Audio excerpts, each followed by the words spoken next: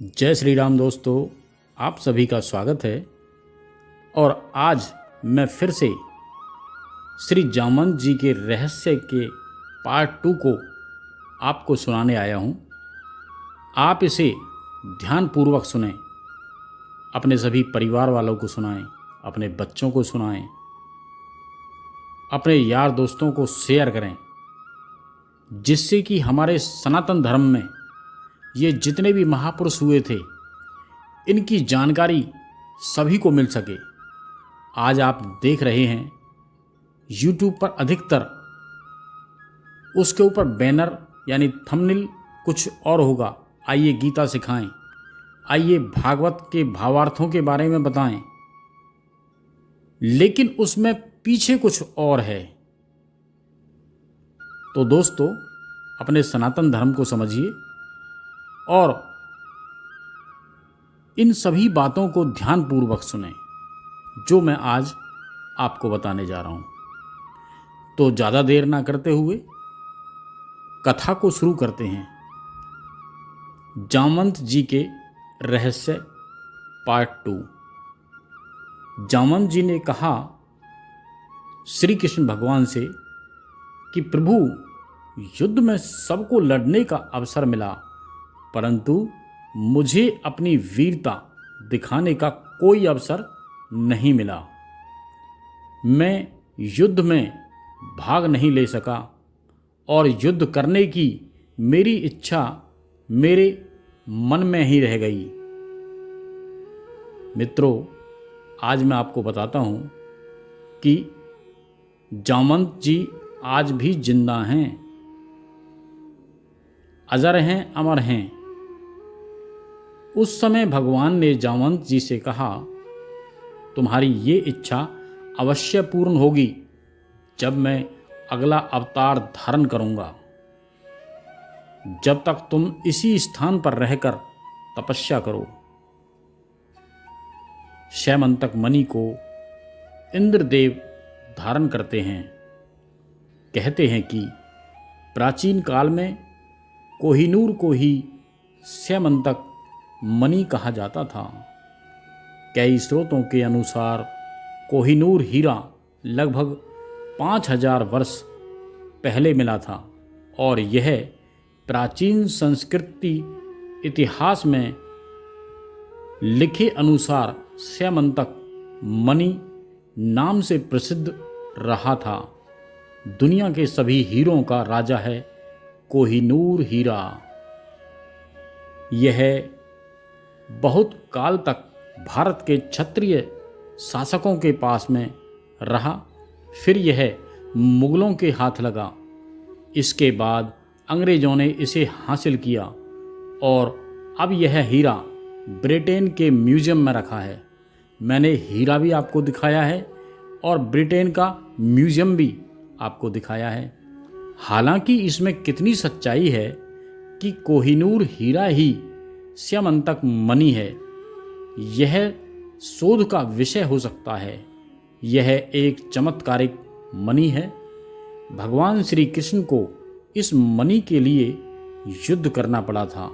उन्होंने मणि के लिए नहीं बल्कि खुद के ऊपर लगे मणि चोरी के आरोप को असिद्ध करने के लिए जामवंत जी से युद्ध करना पड़ा था उनकी गुफा में।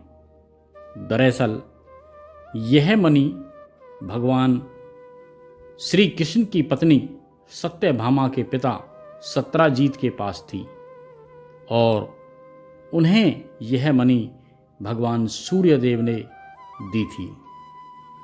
सत्राजीत यह मणि अपने देवघर में रखते थी। वहाँ से वह मणि पहनकर उनका भाई प्रसेनजित आखेट के लिए चला गया। जंगल में उसे और उसके घोड़े को एक सिंह ने मार दिया और मणि अपने पास रख ली। सिंह के पास मणि देखकर जामवंत जी ने सिंह को मारकर मणि उससे ले ली और उस मणि को लेकर वे अपनी गुफा में चले गए, जहां उन्होंने इसको खिलौने के रूप में अपने पुत्र को दे दी। इधर सत्राजीत ने श्री कृष्ण पर आरोप लगा दिया कि यह मणि उन्होंने चुराई है। तब श्री कृष्ण को यह मणि हासिल करने के लिए जामवंत जी से युद्ध करना पड़ा। बाद में जामवंत जब युद्ध में हारने लगे तब उन्होंने श्री राम को पुकारा और उनकी पुकार सुनकर श्री कृष्ण को अपने राम स्वरूप में आना पड़ा। तब जामवंत ने समर्पण कर अपनी भूल स्वीकारी और उन्होंने मणि भी दी और श्री कृष्ण से निवेदन किया कि आप मेरी पुत्री जामवती से विवाह करें। जामवती जी श्री कृष्ण के संयोग से महाप्रतापी पुत्र का जन्म हुआ, जिसका नाम सांब रखा गया। इस सांब के कारण ही श्री कृष्ण के कुल का नाश हो गया था। श्री कृष्ण ने कहा था कि कोई ब्रह्मचारी और संयमी व्यक्ति ही इस मणि को धरोहर के रूप में रखने का अधिकारी है। अतः श्री कृष्ण ने वह मणि अक्रूर जी को दे दी। उन्होंने कहा कि अक्रूर, इसे तुम ही अपने पास रखो। तुम जैसे पूर्ण संयमी के पास रहने में ही इस दिव्य मणि की शोभा है। श्री कृष्ण की विनम्रता देखकर अक्रूर नतमस्तक हो उठे।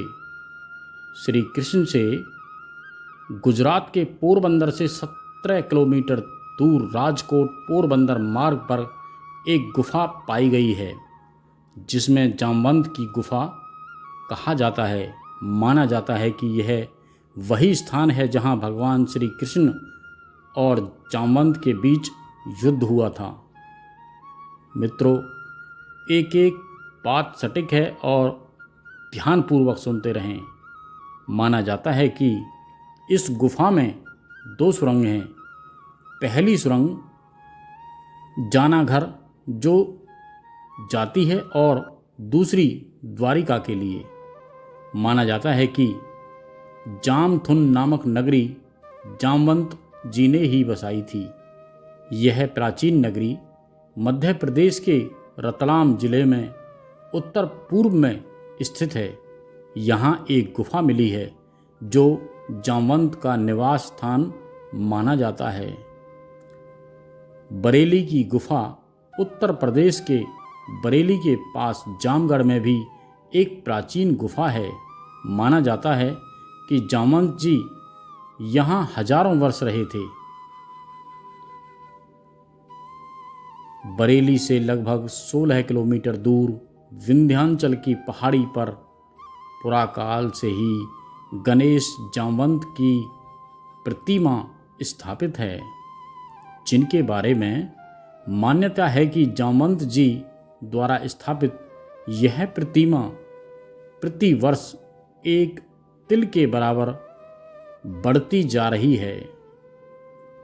जम्मू और कश्मीर के जम्मू नगर के पूर्वी छोर पर एक गुफा मंदिर बना हुआ है, जिसमें जामवंत की तपोस्थली माना जाता है। इस गुफा में कई पीर फकीरों और ऋषियों ने यह तपस्या की है, इसीलिए इसका नाम पीर खो भी कहा जाता है। डोगरी भाषा में खो का अर्थ गुफा होता है।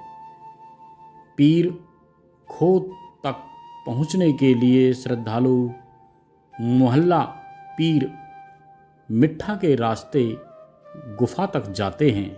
मंदिर की दीवारों पर देवी देवताओं के मनमोहक चित्र उकेरे गए हैं। आंगन में शिव मंदिर के सामने पीर पूरननाथ और पीर सिंधिया की समाधियां हैं। जामवंत गुफा के साथ एक साधना कक्ष निर्माण किया है, जो तवी नदी के तट पर स्थित है। यह मंदिर भगवान शिव को समर्पित है। तो दोस्तों, आपको अगर ये कथा अच्छी लगी हो तो ज़्यादा से ज़्यादा लोगों में इसको शेयर करें, लाइक करें, कमेंट्स करें। अगर आपने अभी तक मेरे चैनल को सब्सक्राइब नहीं किया हो तो उसे सब्सक्राइब कर लें, इसी तरह की अच्छी अच्छी कथाओं को सुनने के लिए। और अपने सनातन धर्म की संपूर्ण जानकारी प्राप्त करने के लिए मैं हर तीसरे दिन ये एक कथा आपको सुनाता हूँ, जिसे आप सुने और दोस्तों अपने सनातन धर्म के सभी ऋषियों की जानकारियाँ आप तक पहुँच सकें। तो दोस्तों, अब मिलता हूँ मैं आपको एक और अगली कथा लेकर के आपके सामने। जब तक के लिए जय श्री राम।